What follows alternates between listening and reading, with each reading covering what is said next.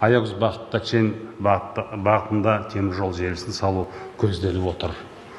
Жолы мен жолдың қадірін жете түсінген еліміз үшін бұл үлкен жаңалық деп есептеймін.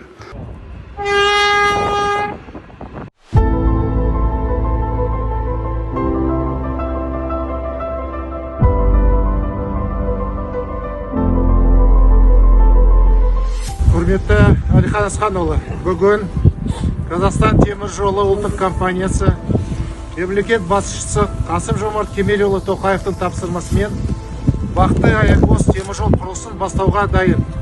Құрылысты бастауға рұқсат беруіңізді сұраймын. Құрылыс жұмыстарын бастауға рұқсат.